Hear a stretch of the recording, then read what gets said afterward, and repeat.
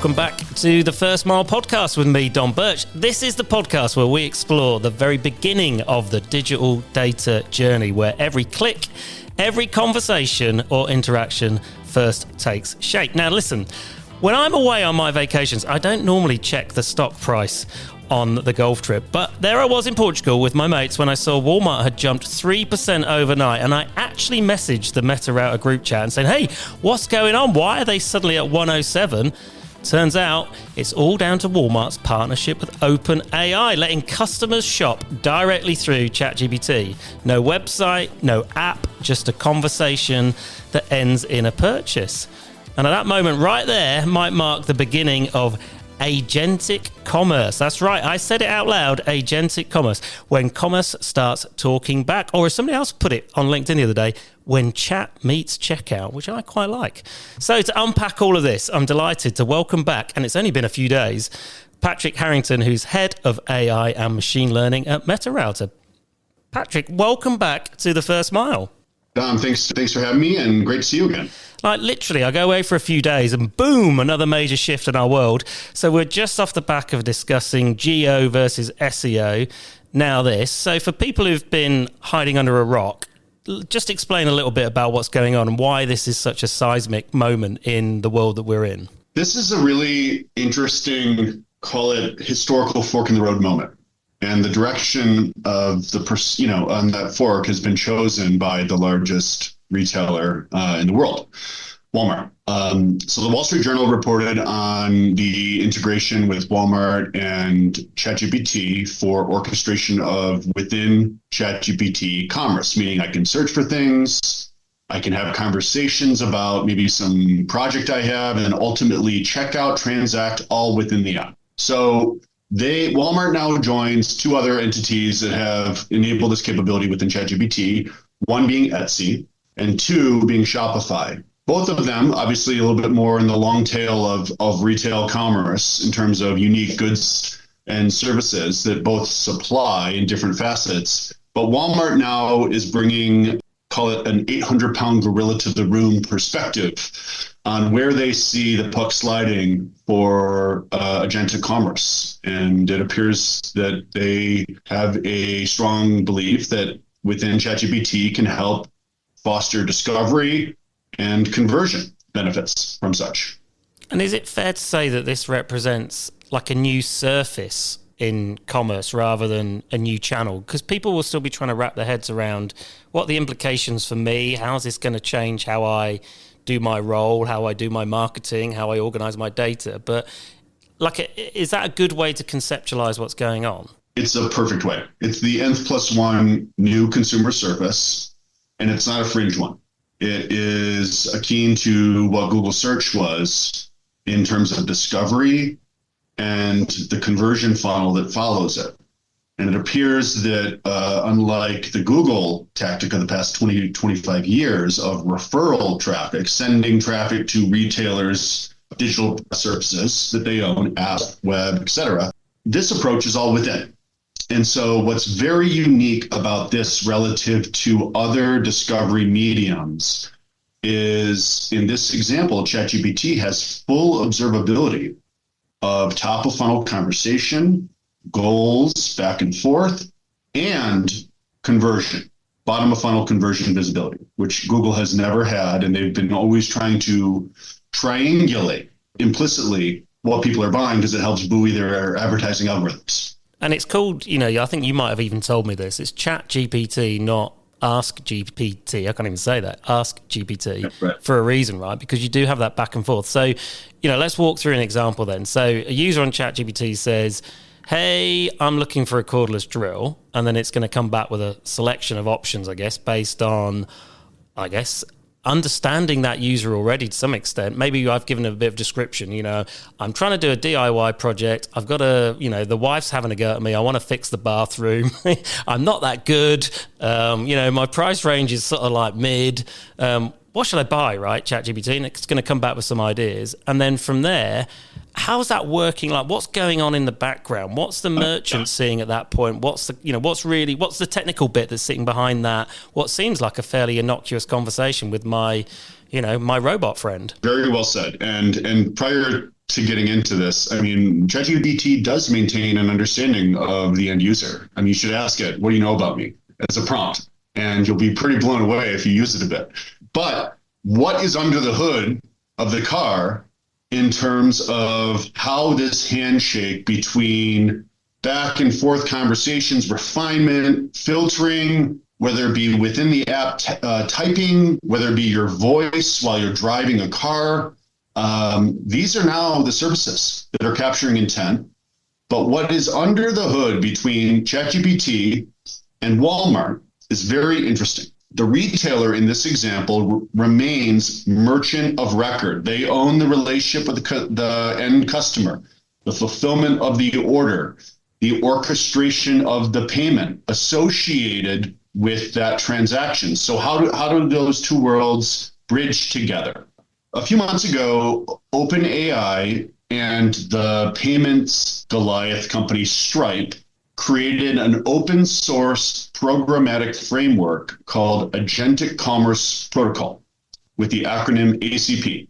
It's basically an API type handshake with a bunch of different capabilities to orchestrate agentic commerce and to be able to pass payment information without passing payment information. So what does this mean here? ChatGPT is able to understand, the back and forth, and then ultimately present the consumer when they're ready to quote unquote add to cart. That is when the merchant relationship starts seeing the demand. They do not see above that. So really add to cart is where the handshake begins. That's critical, right? Because up until that point in old world, I love that I'm describing, literally 4 weeks ago as old world. But anyway, up until 4 weeks ago, the merchant's seeing all of that before it gets to that point of sale. They're seeing so much information, aren't they, right? So they're not necessarily now getting any of that journey that's gone before. So I might have been on Google, I might have seen an ad on Facebook or Instagram, I might have been having a conversation with somebody in a forum, and then I'm like, yeah, I really do need to get that cordless drill. But the first that the merchant might see it is when I'm in ChatGPT and I say, hey, I want to buy one of these things. It comes up with 2 or 3 and I go, yeah, go on then. Or not. And I guess the go there is one signal for them. But if I don't, does the merchant see any of that? Let's say you have this really exhaustive conversation around that drill and the project that's accompanying the motivation for why you need a drill. And my wife who's been telling me to do this project for like 6 months. Exactly. Unless you add that to a cart, of which that becomes the programmatic handshake, with this example being Walmart, where their systems recognize the item that has been added to cart, and they're awaiting that final authorization, that conversion, so to speak. They also see edits to cart, just to get that out there. But if you do not add to cart, that behavior lives solely within the realm of ChatGPT and OpenAI. There is no browse analogy that a retailer's e-commerce offerings would see when traffic hits their site, whether it be when they're searching, whether they're looking at things, etc.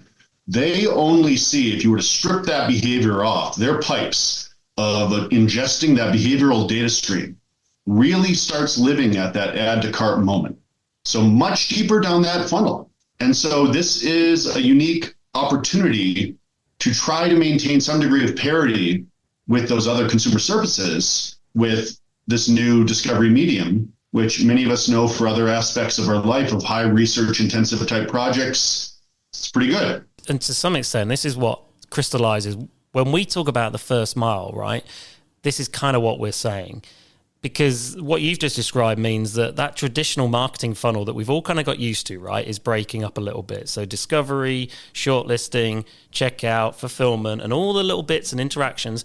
And some of that might be weeks in the making, it might be minutes in the making.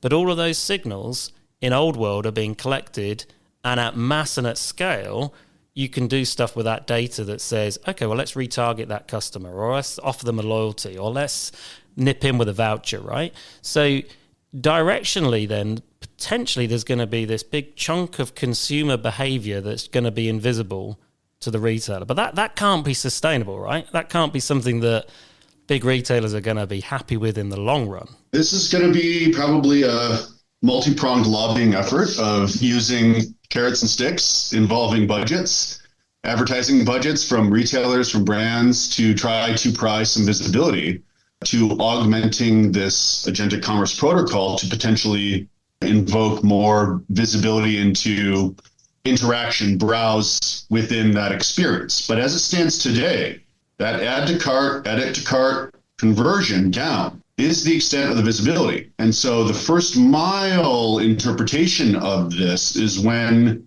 those API calls associated with ACP, Agentic Commerce Protocol, associated with add to cart of the drill of interest, for DOM in this example, where there is a payment token that Stripe effectively maps your credit card coordinates to a token, a privacy safe token, and then gets passed along to Walmart in this example, that then they own the payment rails, Stripe or otherwise, where that content gets orchestrated through their payment fulfillment systems, their fraud systems, et cetera.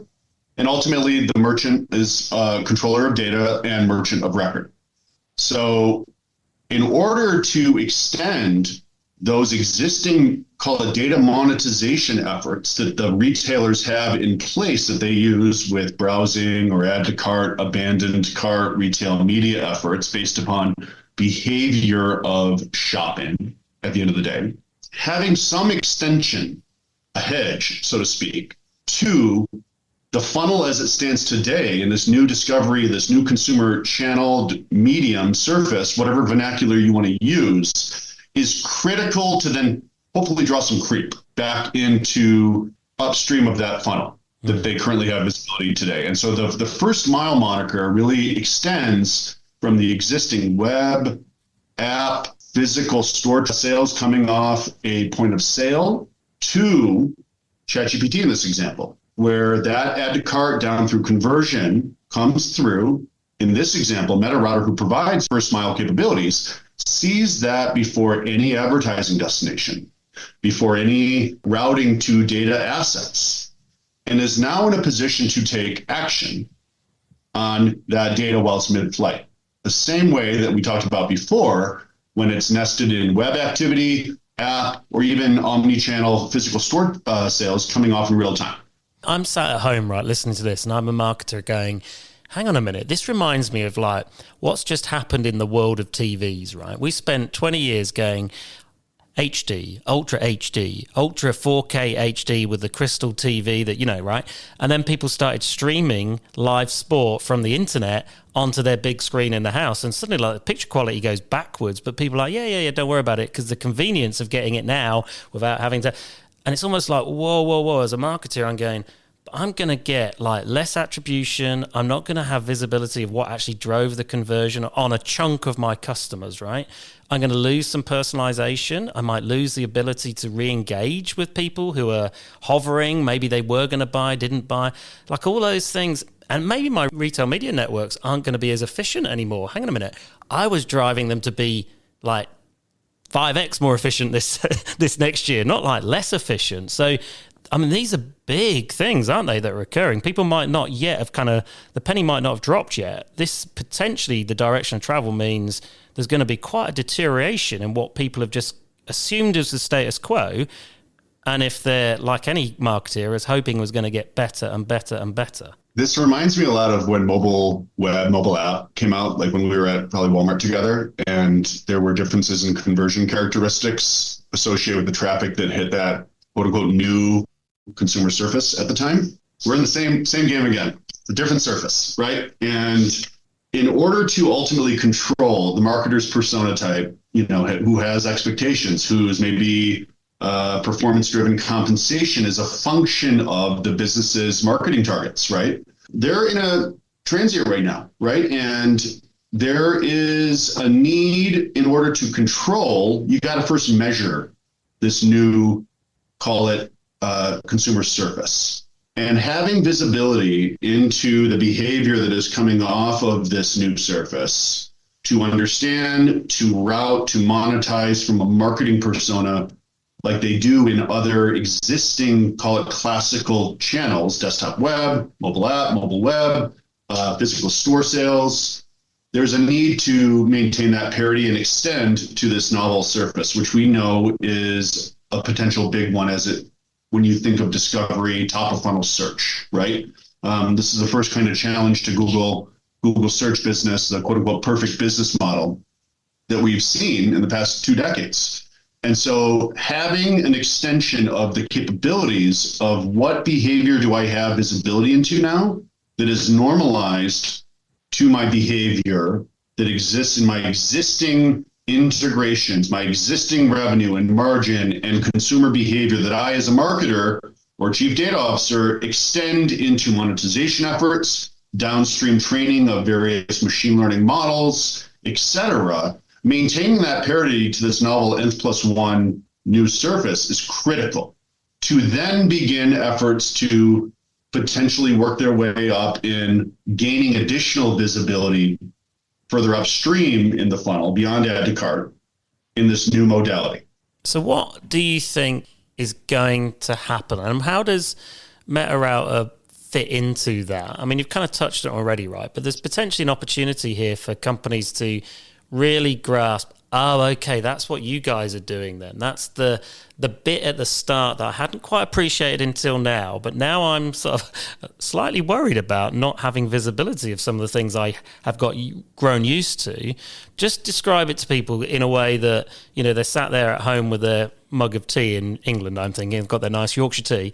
Just explain it in a way that people can wrap their head around, because it can get quite technical quite quickly, but just walk us through that kind of step by step. The goal of the marketing persona is to orchestrate various campaigns, whether they be brand level, brand and behavior level, leading to different audience segmentation. We're all familiar with this, right? We've all been appreciate, I think, a little bit more of a personalized tone of voice with a lot of the marketing-based mediums. I for one, do. So if you look at probably what's going to happen, a monotonically increasing volume of conversion and revenue in this new modality, say within ChatGPT, and I'm sure this will extend to others, Perplexity and Gemini, et cetera, being able to have those same type of campaigns that are at least orchestrated on abandoned cart-based tactics, post-transaction, people who bought this may like that, retail media-based efforts where there is add to cart or conversion-based behavior of the brands corresponding to the items being bought.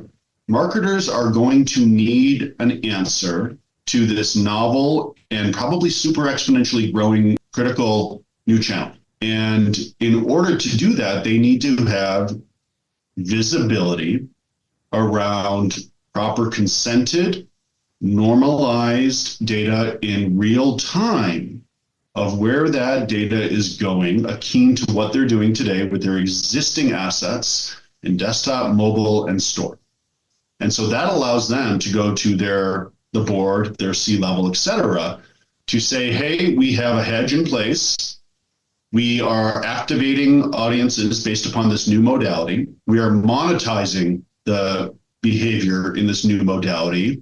Let's let this run. Let's observe what the statistics are across different modalities and how we think of the future of budget allocation relative to driving an ROI. So that first mile posture really does allow you to extend those capabilities and manage it in real time. As those agentic commerce protocol calls, API calls, are being hit, they're being interpreted the same way in the first mile as any other behavior, so to speak, across the other mediums that we've discussed. And that real time, right? It's so easy to say that phrase, isn't it? But actually real time being, you know, milliseconds from me clicking or switching or flicking or looking or saying or whatever, right? Browsing or changing the chat or pausing after that response, hovering over the 3 items, clicking on one of the 3 items and coming back, and then picking up my phone and getting that instant ad on Instagram that says, come on, let's get you over the line, right? That's what's happening at the moment, right? That's what's happening. People are maybe not fully appreciative of it. Certainly at a consumer level might not notice it as much as we know is going on.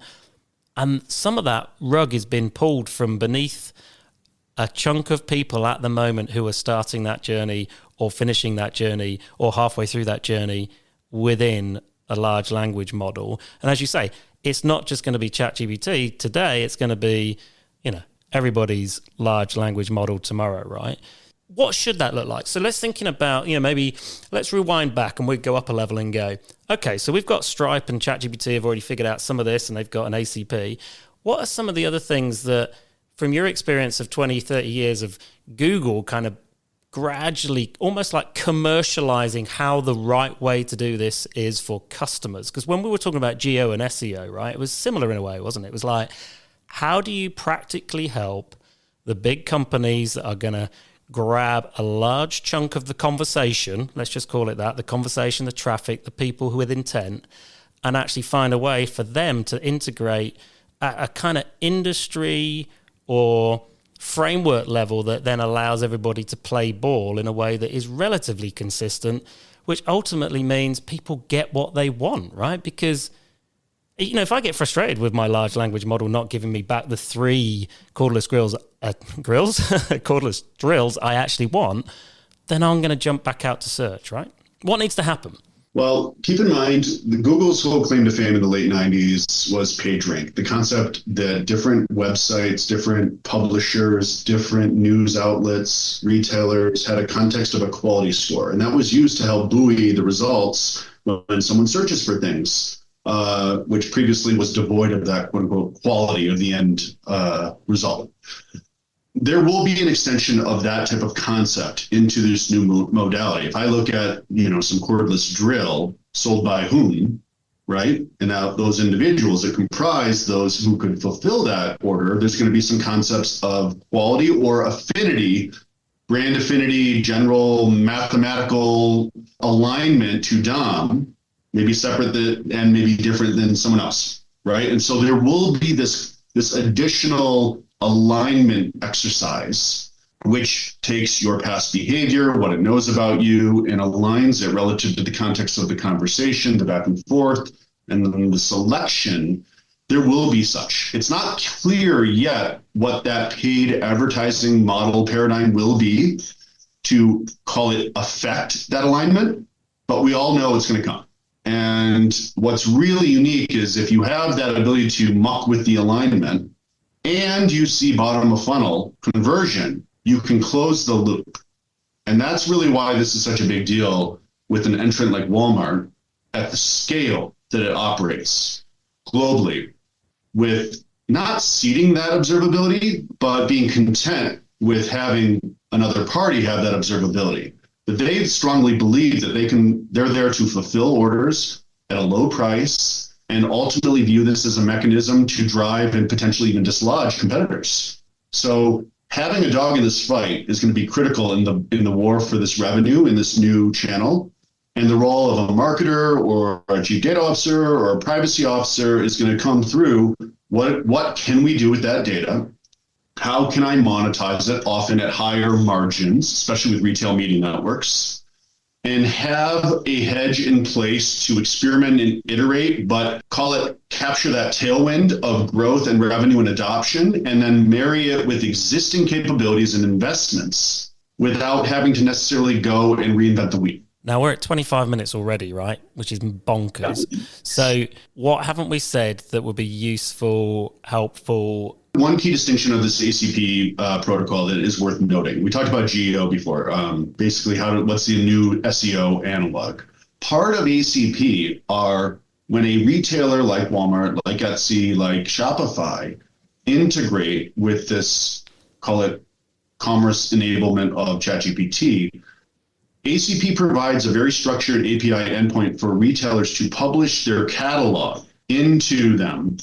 So there's no crawling necessary here. The work is being done on behalf of the retailer who is publishing, enumerating through all their catalogs, containing the name, the brand, the price, the URL of any media, images, videos, etc., that all then used for the LLM, in this case ChatGPT, to index and represent and then drive alignment based upon the conversation to that geometric representation of these items in a catalog that marry the geometric representation of the conversation. And so it's a bit of an interesting change here, both in terms of everything we've spoken about, but retailers are effectively publishing their catalogs in, and they did this with Google Shopping and other things as well. And so we see a lot of analogs taking place here. That's interesting, isn't it? Because it's almost like over the last 3 years, 2.5, whatever, ChatGPT has almost warmed up everybody to this idea that we're going to come and get it, or you've already given it anyway. So the scale of Walmart says, hang on a minute, we know how to do this. We can plug in to your thing and make it easier for our customers who happen to be on your thing, find the things that they would be looking for from us anyway. So it's quite, in a way, you kind of go, Walmart are like being a bit savvy here, aren't they? Either they get dragged there kicking and screaming in 6 months' time, or they go all in up front. It's quite a Walmart play to some extent, isn't it? It's kind of like, what are we doing? Like, are we doing it or are we doing it? We're doing it. I will say, after a few sleepless nights after I saw that, because it was such a big splash in the direction of call it commerce going forward, and Walmart does take some legitimate principled risks. They have an incredible fulfillment network, relationships with brands and merchants, and the ability to negotiate on price, and are happy to fulfill any incremental demand with their considerable investments and capabilities in moving products and goods around the world and selling them in a storefront agnostic medium. They want to be there, right? And they certainly have came out of the gates, and there's probably a first mover advantage with them doing such relative to their competitors. Now, if I could ask you just to recap on the bit that matters, right, in the first mile, because I guess three things come to mind, right? One, you want to maintain that visibility, right? So in this agentic era we're now in, you want to see what you want to see. You want to see what you've already seen before. But then there's also this bit about making sure that you're enabling lawful privacy first data routing, right? Because that's something that is increasingly, the bar has been raised globally, whether that's in California, whether it's across Europe, right? That bar is being raised. It's not going to come back down again.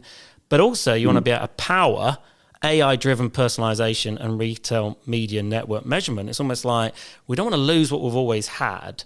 And, you know, I guess that's where I've seen the conversations, right? And, you know, we can't share all those conversations on the podcast, right? But I'm lucky to be party to some of the thinking as it is emerging within the team.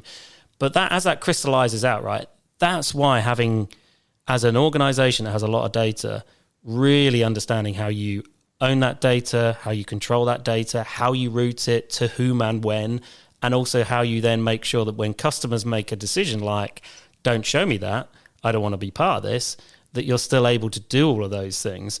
And as this world, we were literally only talking about something 3 weeks ago. Who knows what we'll be talking about in 3 weeks' time, right, Patrick? But that's so important, isn't it, in terms of that first mile? Why control matters so much if you're an organization or a brand or a retailer that has a lot of customer data? If you look at this new consumer surface, and this is not a fringe one, this is going to be increasingly more critical as a key source of revenue and likely high conversion rates that go with that revenue. The ability to take the data associated off that stream, that new modality, and capture and enforce consent of how that data may be used for advertising purposes. A lot of the capabilities that we at MetaRouter support our existing customer bases, we are able to suppress the routing of a potential event corresponding to a consumer if they have not yet consented to advertising, right? So this plays well in the EU, the GDPR, and stateside increasing legislation. California is obviously out of the gate, but it's not that data makes its way down to some last mile data destination of which an audience is created. It is not clear in the moment what that consent reflects. We are able to suppress or allow that data to flow through to various destinations, whether it be bestowing consent for advertising purposes, and analytics, or some people with analytics but not advertising, et cetera. And that first mile, that real time when that data is in flight, we're able to simply deploy business logic that checks for that consent and simply doesn't send it along, right? And so maintaining that parity.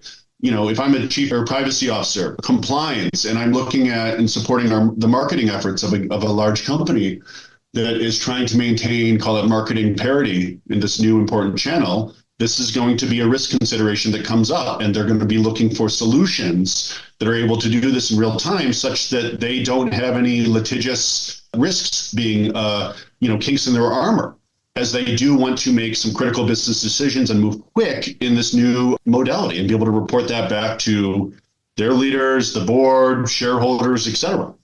And there'll be people listening who you might have just piqued their interest in that last few sentences, and they're going, oh, who can I trust to have a conversation about this? And like, without being too salesy about it, pick up the phone, right? I mean, there are guys here at MetaRouter who can walk you through that conversation in confidence and help you figure out some of this stuff, right? Because it is going to be setting alarm bells off. If you're head of compliance or you in charge of data security, this world is moving quickly, and you might be just sat there going, okay, who can I just have a conversation with this about? Who knows what they're talking about in this space? That is a great point. The team is on the road a lot, whether across Europe, folks were just on the East Coast this past week, and throughout California, throughout the entire world, right? We're having conversations with leaders right now, helping them think through this changing landscape. And especially coming up to where budgets are in flux right now as they look at everyone's definition of a fiscal year. These are conversations right now that are being had. And literally just last week, I've had a few, helping folks think through this new world, which we know 2 quarters in is going to be profound, let alone going into the holidays, where there's much more of an uptick in commerce-related activities. So the team is very good based upon the backgrounds of individuals of helping, leaders think through this. And it's also on a personal note, I think what's really fun about this, because we get to see the whole gambit of differences and similarities across a lot of conversations. And we do recognize that this first mile capability overlaid with where deep expertise in AI and retail media and the advertising ecosystem and experience in omni-channel commerce and identity come together as a confluence of themes to really support and normalize data and capabilities of this new critical modality, this new consumer surface, with all of it, with the goal of explaining all 100% of revenue. That's the ultimate goal. All the data, all the behavior that comprises the business of revenue, we want to be there to support in the first mile. Patrick, always a pleasure. I couldn't have summed it up better, so we'll leave it there. But for the time being, thank you so much for being on the First Mile with me. It's always a pleasure, Dom. So that's a wrap. Today we explored why the first mile control has never been more important, maintaining visibility in the agentic era, enabling lawful, privacy-first data routing, and of course, powering AI-driven personalization and retail media measurement. As Walmart and OpenAI bring shopping into conversation, MetaRouter is building the data foundation that keeps merchants connected and compliant when discovery, engagement, and purchase happen everywhere at once, right? You've been listening to The First Mile with me, Don Birch. Thanks for listening.